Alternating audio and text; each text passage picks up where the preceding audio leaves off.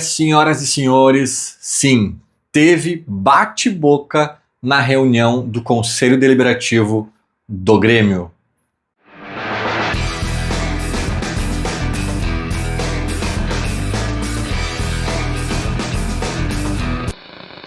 Vamos lá então, gente. Eu confesso que eu tava ponderando nem falar sobre o assunto, porque primeiro que eu acho que não é do interesse da maior parte dos torcedores, né? Uma coisa tão pequena, específica. Segundo, para não tumultuar um ambiente do clube que já não tá lá essas coisas, né? E botar lenha numa fogueira. Cara, né? Economia interna, deixa quieto. Eu tava pensando mais por essa linha, mas eu vi que o próprio CCD fez vídeo sobre isso, e tá todo mundo falando, então já se sabe.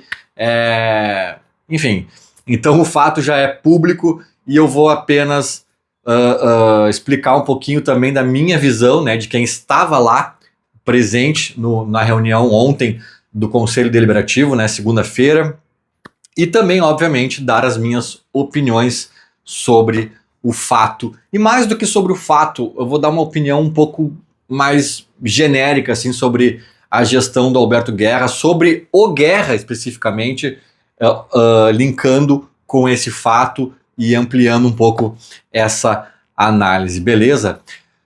Gente, como eu vou dar pau no Guerra aqui, na direção, aqui na gestão, enfim, eu quero, antes de iniciar a pauleira, eu quero fazer dois adendos, assim, para atenuar um pouco, porque não é meu interesse aqui destruir ninguém, chutar cachorro morto, não é meu interesse aqui, nossa, o Guerra, cara, assim, nada pessoal contra o Guerra, sinceramente, não é meu intuito aqui criar esse tipo de animosidade, enfim, de tom bélico, nada nesse sentido. Então, eu quero falar duas coisas para atenuar um pouco o lado do Guerra nessa história. Primeiro, cara, tudo que eu tô falando, que eu sempre falei, né, de qualquer dirigente do Grêmio, e que vou seguir falando futuramente, é sobre a pessoa jurídica, entre aspas. É sobre a atuação dele no Grêmio. Não é sobre a atuação dele no seu trabalho fora do clube,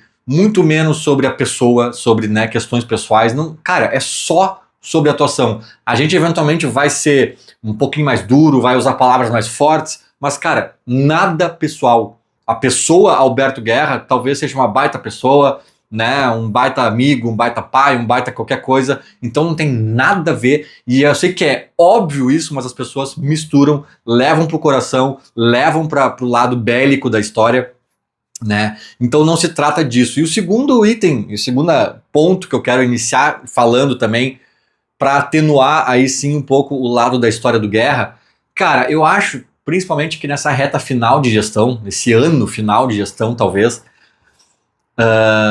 o Guerra esteja sendo pior do que ele realmente é. Não que ele tenha sido um bom dirigente nos outros anos, nos outros momentos, mas assim, cara, eu acho que ele também tá um Guerra acuado, cansado e um pouco até desorientado. Assim, e também naquele clima de fim de festa, já largou, né? Tá contando as horas para acabar, de saco cheio. Sabe quando os idosos às vezes ficam assim, cara, tá na reta final da vida, com 85 anos, não vai ficar se preocupando, o cara vai lá e peida no meio do Zafari, na fila do caixa, e dá risada, cara, o que eu tô preocupado? Querem achar o que achar. Nesse sentido, a gestão está nos dias finais ali, e parece que também tem um pouco desse sentimento de vou falar o que eu tiver que falar, vou fazer o que tiver que fazer, não vou fazer talvez o que tem que fazer. Eu acho que ele tá um pouco também nessa pressão e nesse saco cheio, que também talvez explique um pouco do absurdo, do constrangimento que eu vou narrar a seguir. Fato é que Edson Berwanger, o Edinho, né, ele é um conselheiro que estava ligado à gestão Guerra, um conselheiro muito leal à gestão Guerra. Eu juro para vocês que eu me lembro, enquanto eles brigavam, Edinho com Guerra, eu juro que eu me lembrei de um episódio que durante a fala do Edinho ontem, ele acabou mencionando. Eu tinha me lembrado daquilo eu pensei, nossa, olha como a política do Grêmio é maluca. Eu lembrei de um episódio e o próprio Edinho mencionou o episódio, que foi depois das enchentes, numa reunião do conselho na PUC, né? Ainda foi na PUC, porque não tinha auditório e tal. Foi naquela reunião que o Antônio Brum e o Luiz Wagner Vivian, né, participaram da reunião ali, como apresentaram algumas coisas do departamento de futebol, foram questionados, foram colocados na parede, enfim, o futebol do Grêmio virou pauta do Conselho Deliberativo, algo que nem é tão normal, tá? Mas naquele momento todo mundo se perguntava muitas coisas e se questionava e tinha uma pressão no futebol do Grêmio que acabou gerando essa reunião. E cara, a gestão, não só o futebol, não só o Brum e o Vivian, mas a gestão Guerra tomou pau naquela reunião a torto e direito. Assim, umas 15, 20 pessoas se manifestaram, talvez no púlpito, né, conselheiros, e era pergunta difícil, era afirmação de porrada, era assim, ó, pá, pá, pá, pá. Um conselheiro da situação, né, aliado ao Guerra, um conselheiro apenas se levantou e foi ao microfone defender a gestão e dizer que confiava no que estava sendo feito e blá blá blá blá blá blá. Eu na época até pensei, o Edinho se expondo desse jeito, cara, não dá pra botar a mão no fogo por ninguém, que dirá pela gestão que tá fazendo o que tá fazendo. Mas o Edinho foi lá, né, num ato mais de lealdade, talvez, do que qualquer outra coisa. Ele foi lá, fez isso, e aí depois que tudo, né, deu essa reviravolta que eu já vou explicar, o Edinho ainda mencionou ontem, pô, presidente, né, e eu fui muito leal, fiz isso, fiz aquilo, lembra naquela reunião, fui o único que me levantei, e bababá, né, então essa é a política do Grêmio, cara, essa é a política do Grêmio. Agora tinha muita gente apoiando o Odorico também, que era da galera do Guerra, que na última eleição era um contra o outro, e acusações e farpas, e um falando mal do outro, e o outro contando uma história cabeluda do um, e não sei o que, Odorico contra o Guerra, e daqui a pouco o inimigo agora é outro, né? Como diria a tropa de elite, aí o Calef entrou em cena, a galera do Guerra abraçou a turma do Odorico, que antes eles criticavam e tal. Então essa é a política do Grêmio, gente, né? Esse é o pano de fundo que talvez quem esteja à distância não faça ideia, ou enfim, até faça ideia, né? Mas ali de dentro eu consigo ver um pouco melhor. Embora, eu repito, não tenho grupo político, eu sou um conselheiro independente, eu não faço parte de muitas articulações e muitas coisas que rolam nos bastidores, fico alheio, portanto, sim, a alguns movimentos, algumas questões, mas de forma geral, estando ali presente, eu consigo ver um pouquinho melhor algumas coisas, né? E aí o que acontece? O Edinho, ele trabalhava lá em Eldorado, ele trabalhava não, né? Enfim, um cargo ali ele até disse que isso prejudicou ele muito no trabalho, né? E a família, ele tem filhas e não sei o que, e afastou da família.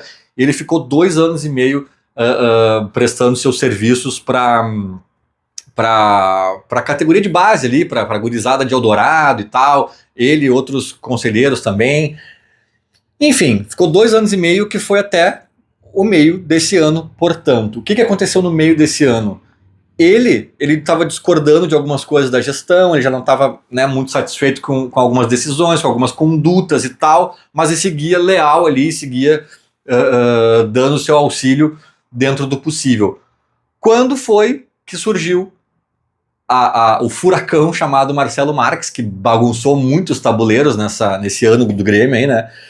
E o Edinho, assim como outros conselheiros alinhados pelo grupo político deles, né, por decisões ali, que eles fazem todas umas decisões em conjunto, assim, não tem muita individualidade assim, em algumas decisões, é coisa que eu, por exemplo, não me submeteria, até por isso eu não faço parte de grupo político, né, eu quero pensar com a minha cabeça, mas lá funciona assim, a galera vai de acordo com o seu grupo político, e o grupo político do Edinho definiu apoio ao Marcelo Marques.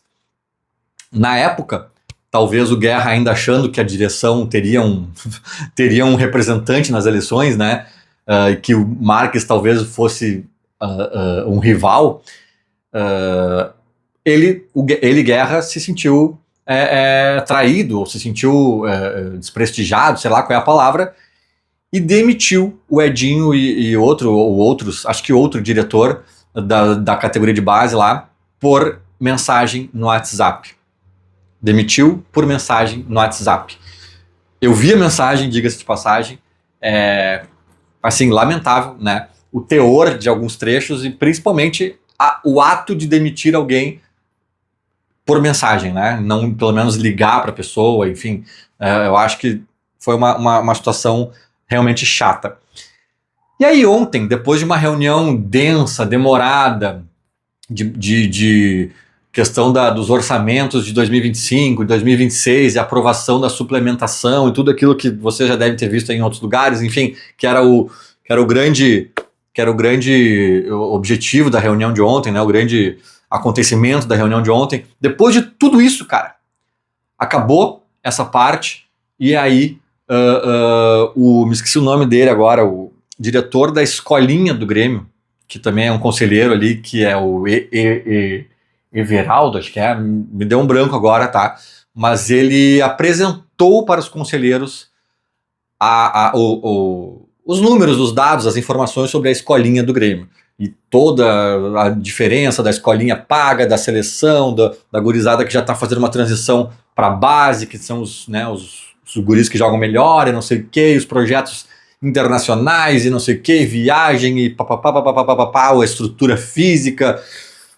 E lá pelas tantas, cara, ele apresentou uma relação de nomes de jogadores que nos últimos 5 anos viraram profissionais do Grêmio e tal, e passaram pela escolinha.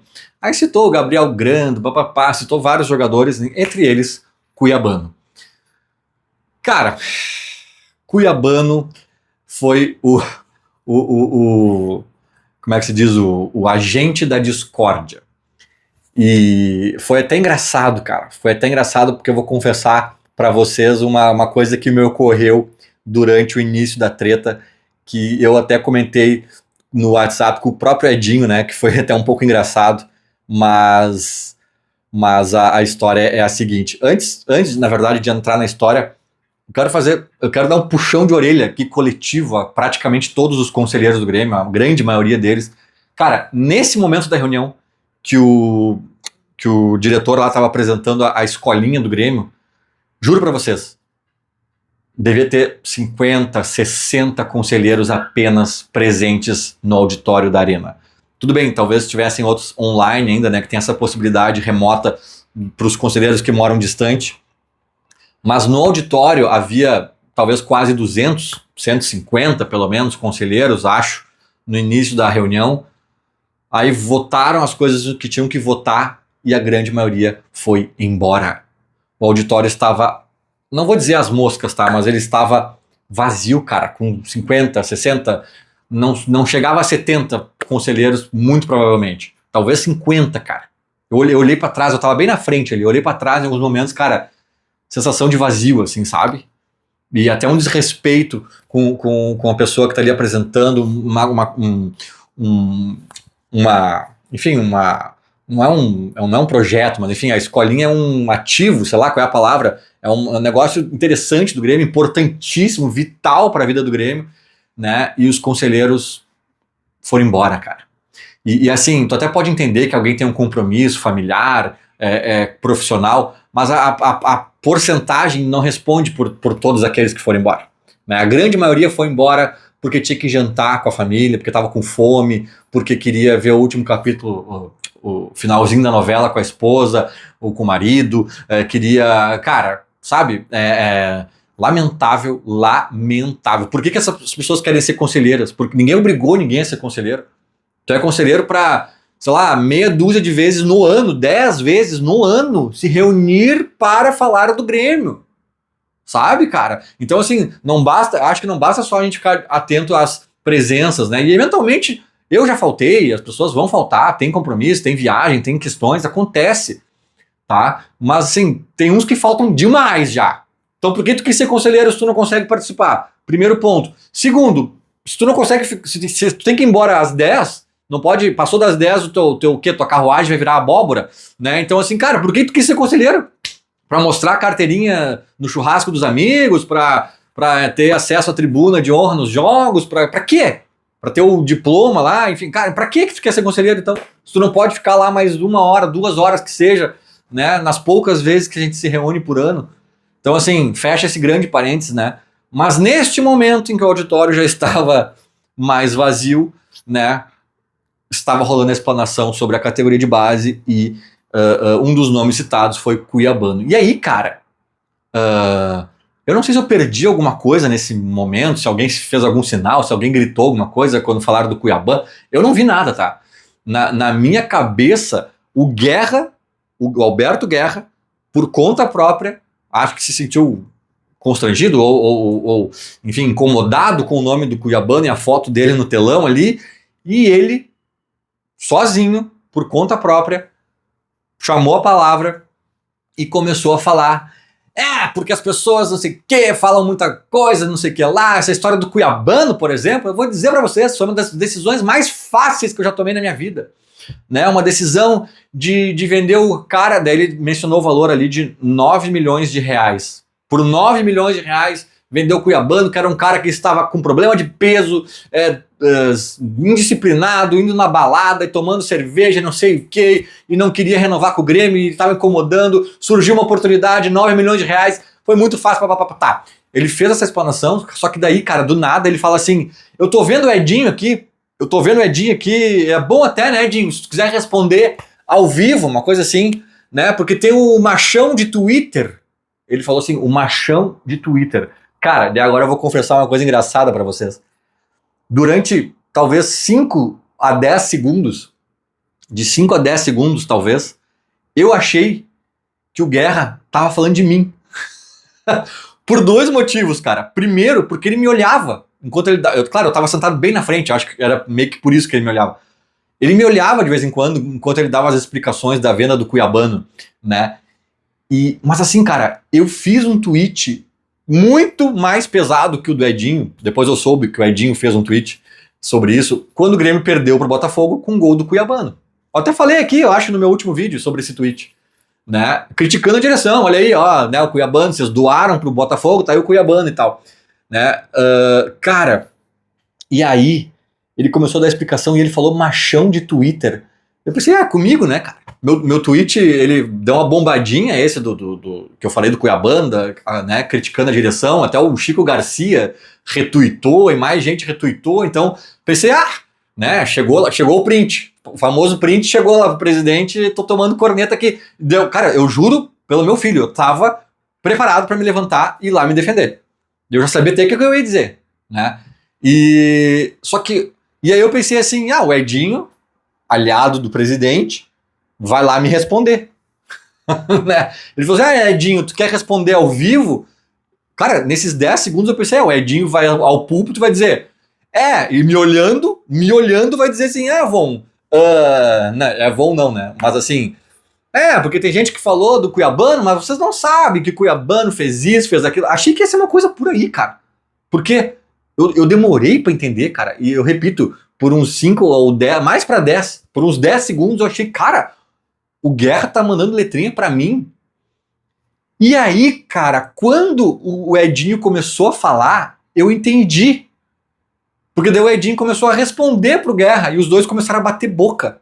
Na verdade, o Guerra tava mordido com o tweet do Edson Berwanger, que foi muito mais brando que o meu. O Edinho tweetou, até vou botar aqui o que ele tweetou, mas foi algo tipo... o Cuiabano jogando bem, cala a boca de muita gente que acha que entende de futebol, mas não entende nada, uma coisa assim.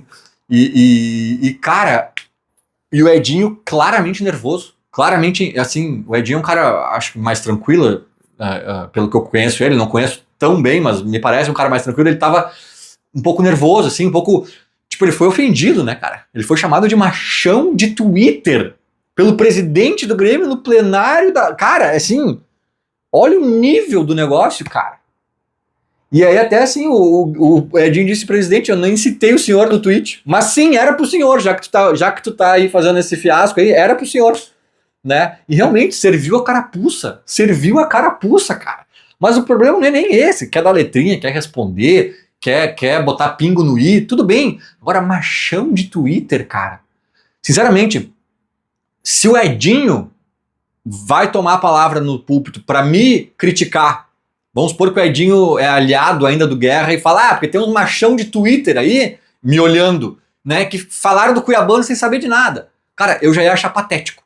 Eu ia achar assim, putz, o Edinho ou me xingando, ou se referindo a outro conselheiro qualquer. Porra, o Edinho dando paulada em outro conselheiro com o termo machão de Twitter, cara. Bah, que constrangedor, que pequeno.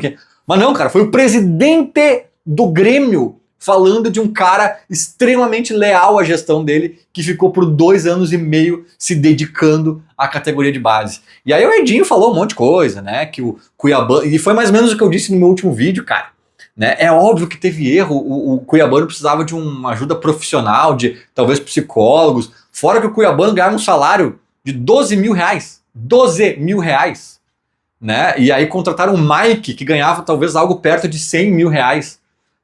O Mike, contrataram o Mike e botaram o Cuiabano na hierarquia atrás do Mike. É óbvio que o guri tava puto com tudo que tava acontecendo. E aí o Renato também tem culpa, tá?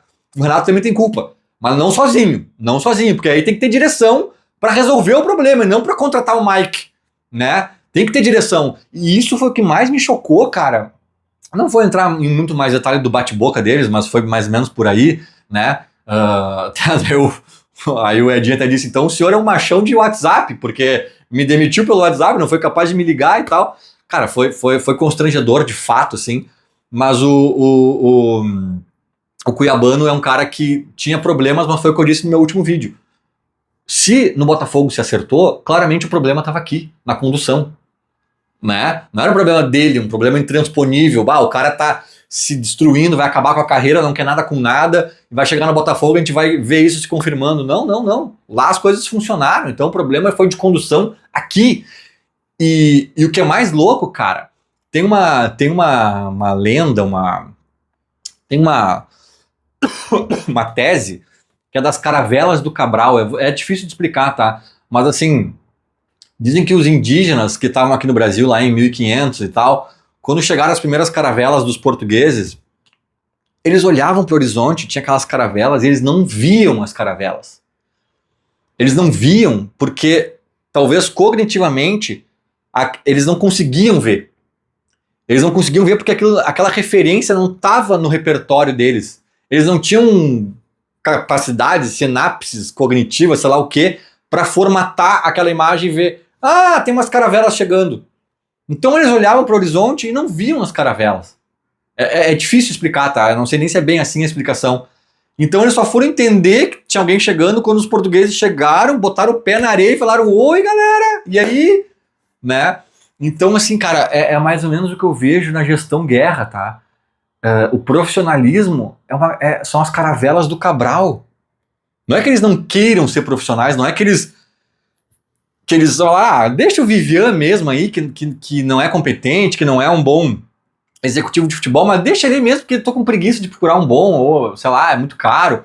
Não, cara, ele acha que... Ele não consegue ver... A gestão Guerra não entende o que é o profissionalismo no futebol. Ela faz coisas e movimentos que ela acha que tá sendo profissional, mas não é, cara. Não é. O Guerra, até agora, acha que tá certo na questão Cuiabano. Cuiabano foi vendido por 9 milhões de reais e acho que o Botafogo já vendeu para Inglaterra por 6 ou 7 milhões de euros. De euros. Multiplica aí por 6. Sabe? O Grêmio incinerou esse dinheiro, fora o atleta em si, que é muito melhor que o Mike e que tantos outros laterais que passaram por aqui, que o próprio Lucas Esteves, Enzo e tal, né? Então assim, gente, o Guerra ainda acha que agiu certo. Ele ainda não vê erro, ele não está enxergando ainda o erro da gestão dele no caso Cuiabano. Ele acha que o Cuiabano aqui não queria nada com nada e isso é uma pena. Né? Porque é uma pena porque agora lá no Botafogo a gente está vendo que ele quis e está dando certo. Por que ele... Foi o que eu falei no meu outro vídeo, porque ele não gosta da cor azul, ele só gosta do preto e do branco? Por isso que lá no Botafogo ele tá indo bem?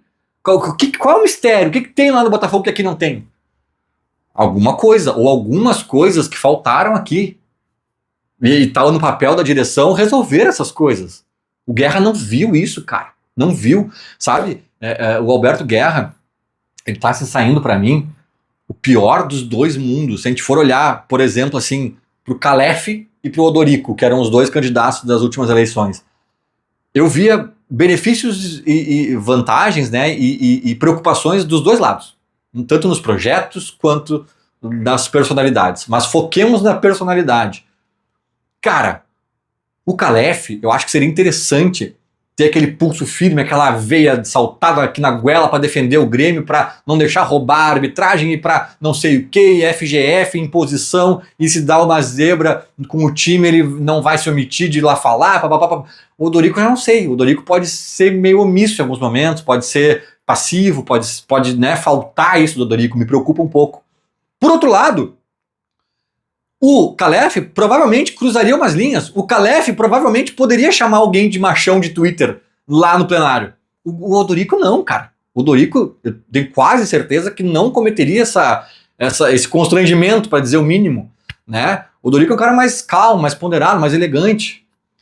Né? Então, assim, cara, tem benefícios e talvez preocupações dos dois lados. Cara, o Guerra juntou o pior dos dois mundos. Porque ele é meio bundão, assim, no sentido de omissão, de tipo, cara, o Grêmio perde, tinha que falar, não fala. E tem que se impor em algum momento, não se impõe. E tem que aparecer e não sei o quê. Tem que dar um soco na mesa em algum momento. Não dá. Mas daí contra jornalista, chamou a mãe do Diogo Rossi lá de, como é que é?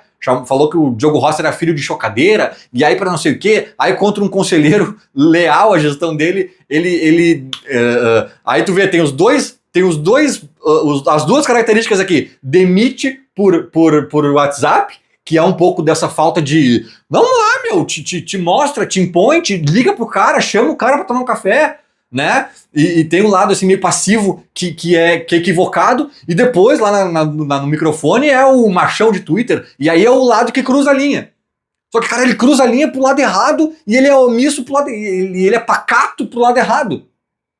Eu vou falar pacato aqui pra não falar bunda mole ou outros termos mais pejorativos. É o pior dos dois mundos, cara.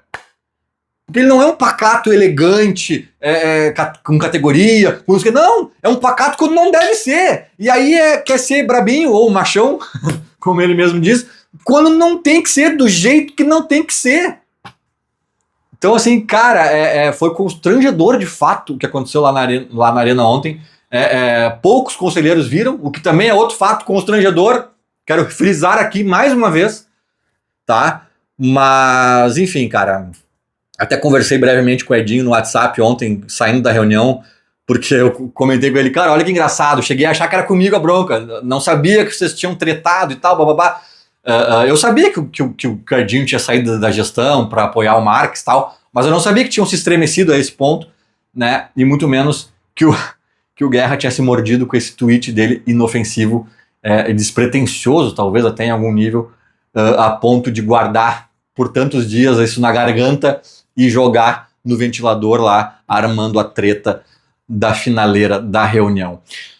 Mas enfim, gente, também nada de muito grave, também nada assim de, meu Deus, o clima do Grêmio está insustentável. Não, acho que foi algo bem pontual, bem específico, assim, não, nada demais, sem grandes proporções, mas que foi constrangedor e desnecessário e que explica muita coisa. Podem ter certeza que sim. Feito? Era mais ou menos isso. Falou, abraço.